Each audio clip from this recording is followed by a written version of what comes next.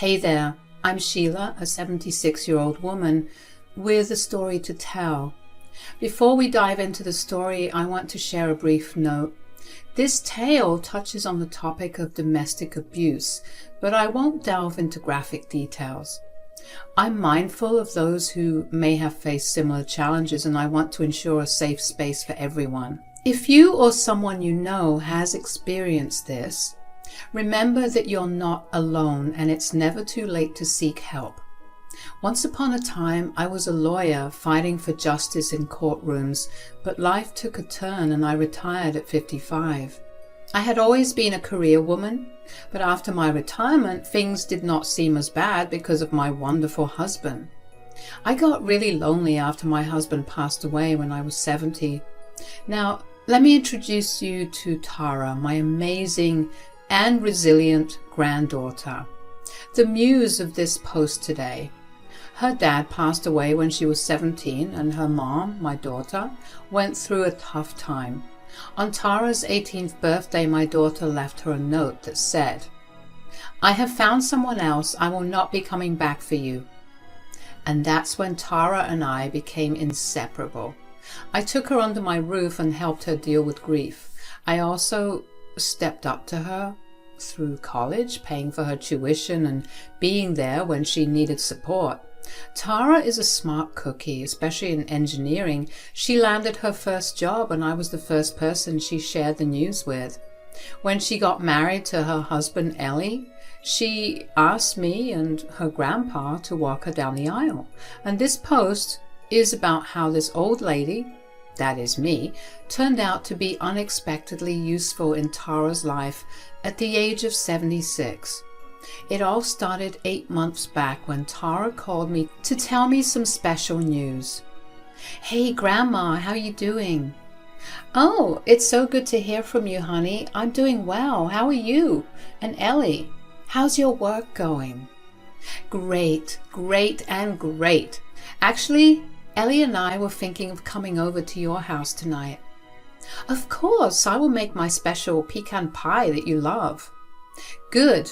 And, Grandma, maybe clear away all your wine bottles?" "What do you mean? Why should I do that?" "Well, Grandma, you are 76. You get the idea." "Oh my God, are you saying that?" "Yes, Grandma, I'm pregnant. You are going to be a great grandma to a baby boy or girl very soon." "Oh, Tara, that is incredible news. I can't believe it. When did you find out?" "Just recently. Ellie and I are over the moon." "This is the best news, sweetheart. I can't wait to see you and Ellie tonight. We will celebrate this wonderful surprise together." The evening with Tara and Ellie was just perfect. We ate, laughed, and felt the love. Even Ellie, who always seemed a bit distant, opened up a bit. He was family after all. After they left, I could not help but feel excited about having a little one in the family soon, so I decided to send Tara some stuff to help her out during her pregnancy. I sent over homemade pies because, good food makes everything better. I also made sure that she got healthy snacks like fruits and nuts to keep her strong. And of course, I sent some cozy blankets and tiny baby clothes. Just a little something to show that we are all in this together. I wrote little notes with each package telling her how much I loved her and how excited I was about the baby. When Tara completed her first trimester, I decided to invite her and Ellie for dinner because it had been a long while since I had not seen her. The table was set and the aroma of a home-cooked meal filled the air. A short while later, an Uber pulled up in front of my house and I rushed to open the door, my heart fluttering with joy. To my surprise, Tara stepped out alone. "Tara, where is Ellie? You came alone?" "Well, how about we go in and I'll tell you, Grandma." We both stepped inside the living room and Tara took a seat. "Oh, it smells delicious in here." "It must be the peanut butter brownies. Oh, look, your bump has started to show. You look so beautiful and graceful, my darling." "Thanks, Grandma." So, what happened to Ellie? Well, there is a lot I need to tell you, Grandma. Firstly, I quit my job. Wow, that was a decision I never saw coming. I wanted this pregnancy to be a time to enjoy, and I want to be focused on only that. And then, when I thought about it, I would not be going back to work for a long time after the baby arrived. So getting off work for a while seemed like the right option. Yeah, you made the right decision. Motherhood is a beautiful thing, full of joys you don't want to miss out on. It's just that Ellie and I had a little fight about it. I was helping my mother-in-law, Tanya, pay her mortgage with my paycheck every month, and I told him I would not be able to do it anymore. Really? And he got mad at you for that? You know it's not fair. You were kind enough to help his mom in the first place, and now... Grandma, relax. Relax. We have little fights like this all the time, trust me. He can be a bit of a mama's boy sometimes, but we always make up. Are you sure you're going to be fine? Of course, Grandma, he loves me. I bet he's going to come home from work tomorrow with my favorite chocolates, begging for my forgiveness. Well, I hope so. But make sure he knows it's not right to be upset with you during this special time. Sweetheart, remember, a relationship is about understanding and compromise. I know, Grandma. I will talk to him about it. It's not that deep, I promise.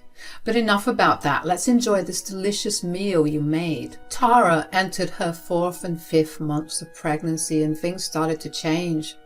We earlier used to have lengthy phone conversations, almost every week, sharing the details of our lives.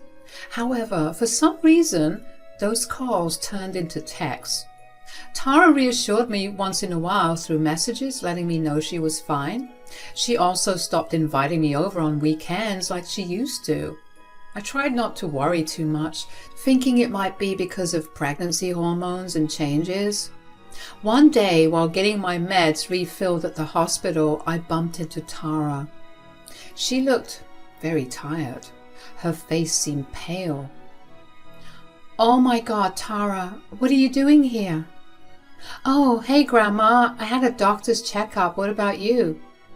I was just getting refills. By the way, why are you alone? Doesn't Ellie come to these regular checkups with you? No, not today. It's an exception. He had work. But today is Sunday. I mean, he was called in at work, Grandma. Have you been eating properly, though? I sent you a new hamper with those healthy seeds, including flax seeds. But you look so pale. Your face is sucked in. Grandma, I didn't sleep last night. I was binge-watching movies. Maybe that's why. Tara, it's not just about physical health. Your well-being matters too. If you are having trouble sleeping or feeling overwhelmed, talk to me. You know I'm here for you, right? I know, but I don't want you to worry because I'm completely fine. Well, take care. Oh, don't worry, Grandma. I'm taking care. I'll see you soon. Everything was going well after the reassurance from Tara. However, a week later, just when I thought things had settled, another Uber pulled up at my door, and it was Tara again, and this time with a huge suitcase. Hey, Grandma, I'm sorry to show up so unexpectedly like this, but Ellie had to go on a working trip in the morning with no prior notice. It's all good. I'm glad to have you here. You know this is your second home, right? Yes, I do. I just did not want to be on my own and miss Ellie, so I thought I would rather come over here and spend some time with you. Ellie does not know how long it's going to take him, so I packed a big suitcase just in case. Ha, that even brings me more joy. I'll be able to spend time with you again, like in the old days, and we can have movie marathons. I was hoping you would say that. I have missed our movie nights. Well, you're always welcome here. Now, let us get that suitcase settled and we can catch up over a cup of tea. How about that? Sounds perfect, Grandma. Tara and I had a blast during her stay. It felt like the old days. But better. Without all the trauma, our mornings became a ritual. Tara doing a bit of yoga and me reading the newspaper.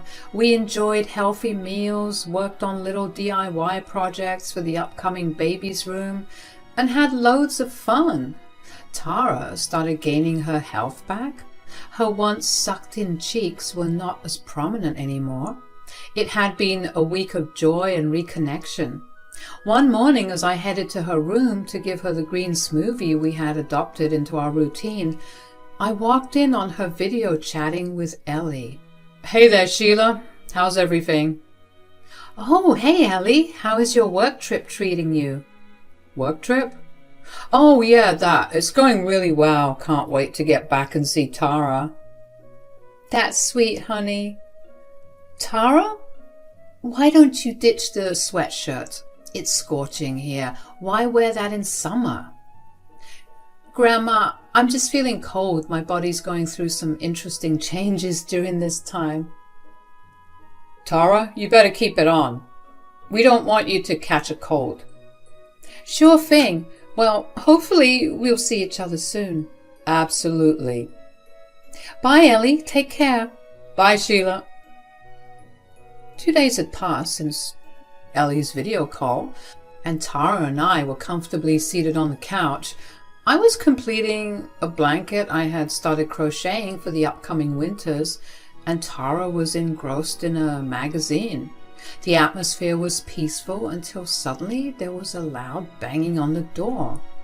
It was a strange occurrence, especially when there was a perfectly functional doorbell. The banging sounded aggressive, and Tara and I exchanged concerned glances.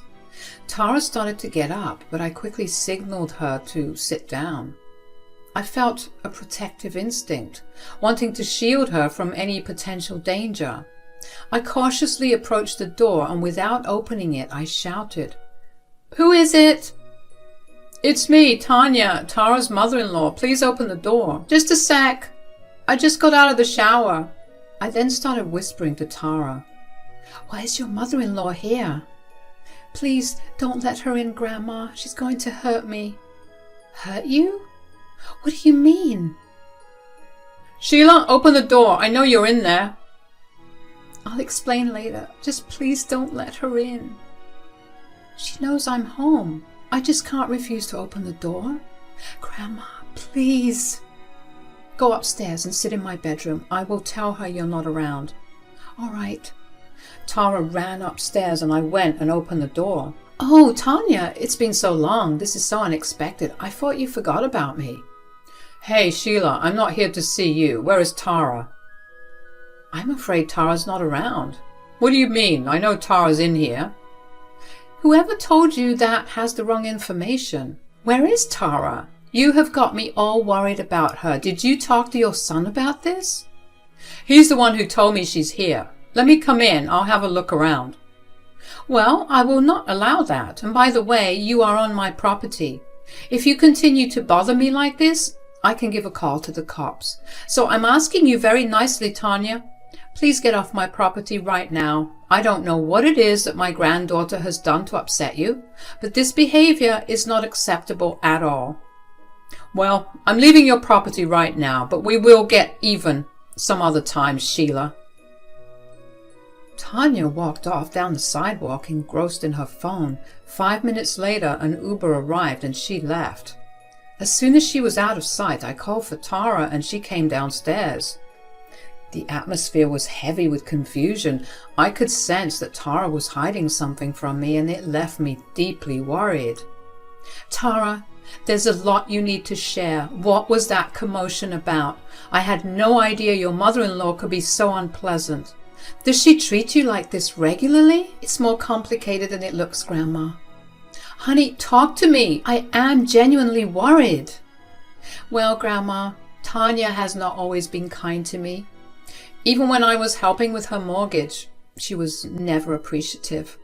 Ellie said it was just her way and I should endure it, but when I quit my job and refused to pay her mortgage, things got worse. Not just her, but my sister-in-law Amy too. They would show up at our place almost every day when Ellie was away at work and make my life miserable. Goodness, Tara, why didn't you tell me? Those ungrateful people, and what do you mean by make your life miserable? It started with ordering me around, forcing me to cook 5-course meals for them. If I did not comply, they'd badmouth me, saying, as a stay-at-home mom, I should follow their orders. But it escalated into abuse, both emotionally and physically. Unbelievable, honey. Look at these bruises on my arms. They'd throw things at me, or even pour hot water if I didn't do as they said. The day I came to your house, things got out of hand. That's why you never showed your arms in these sweatshirts. Out of hand? What happened? Ellie was at home all along. There was no work trip. Amy and Tanya came over, bad-mouthing me in front of Ellie. He stayed silent. When I stood up for myself, they got aggressive. Tanya pushed me and I ended up on the floor. I had to see a doctor before coming here to make sure everything was okay. Tara, I can't believe you went through all of this alone. Why keep it from me? I was scared, Grandma. Scared of what they might do if they found out.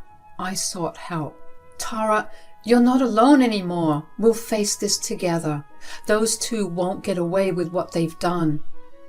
I just wanted a peaceful life, Grandma. I never expected things to turn out like this. Ellie is still at home and we're not talking. I'm uncertain how long this will continue. The environment isn't safe for my baby. I just want to shield him and make the best choices. Sweetheart, don't worry about going back to that house. With my background as a lawyer, I've encountered cases like these throughout my career. Women can be emotionally manipulated and suppressed to a point where they are scared to speak up. It's easy for others to ask, why didn't she report it? Or why endure the nonsense?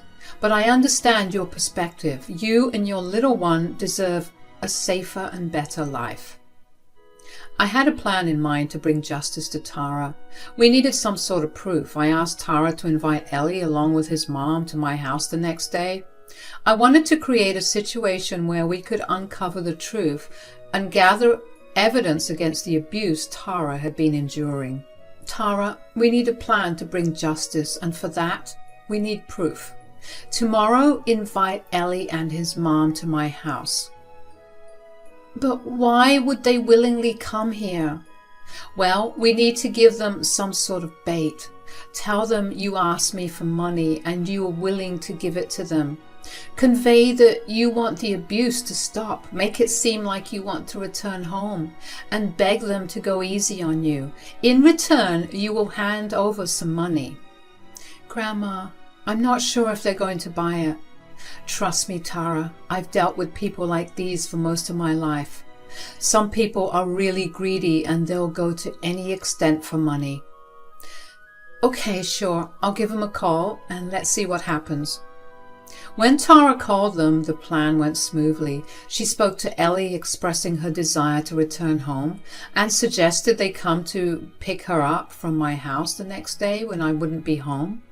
She explained that she wanted to give them some money, and surprisingly, they easily accepted the proposition.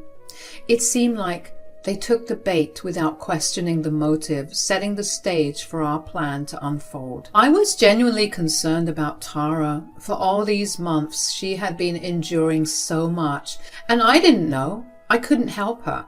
That night, she slept next to me, a hint of fear in her eyes.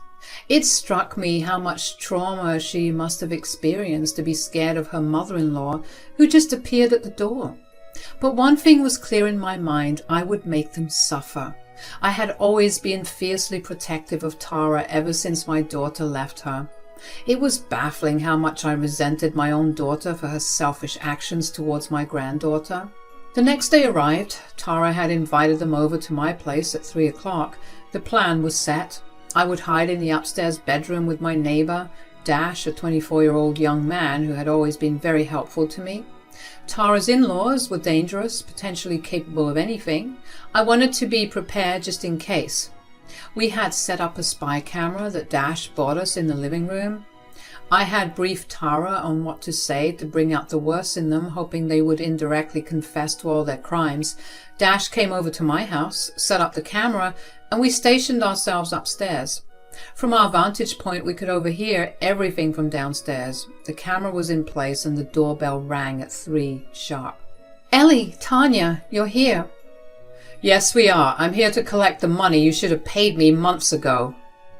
Look, Tanya, I've tried to mediate for a long time, and in return you just fled the house to live with this old hag.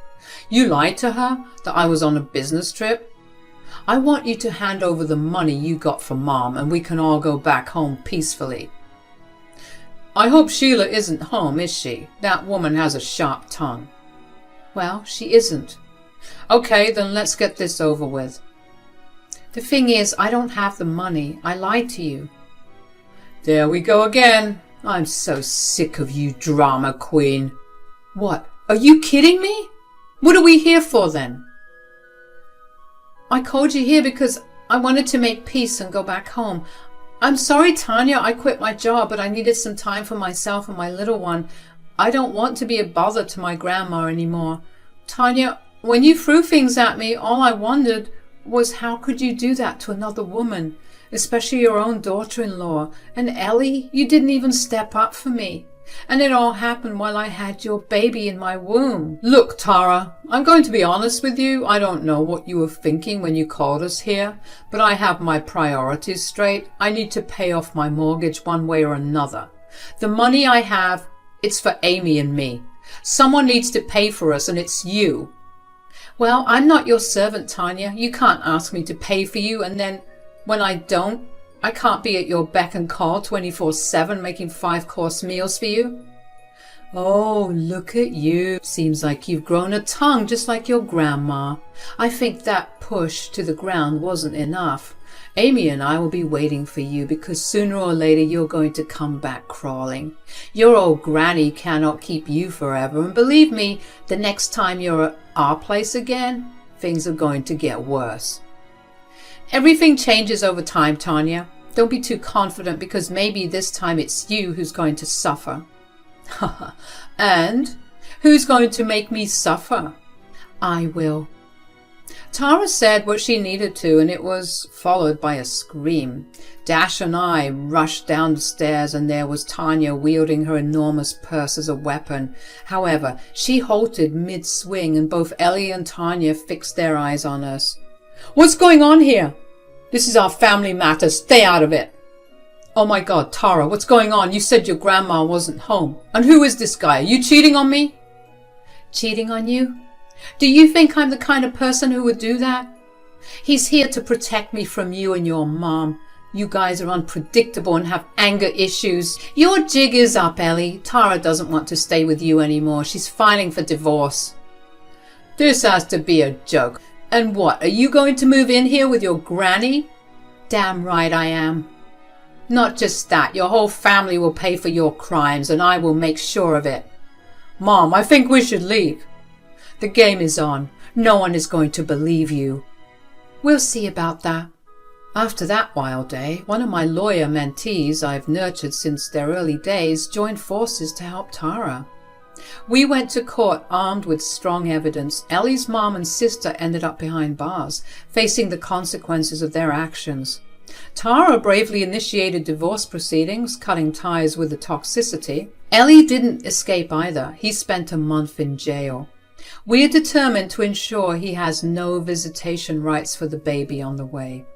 Tara found refuge in my home, creating a sense of the old days when we leaned on each other. Yet, I want more for Tara. I hope she rediscovers love, a bright spot amid the challenges. Life isn't just tough. There's kindness and love waiting.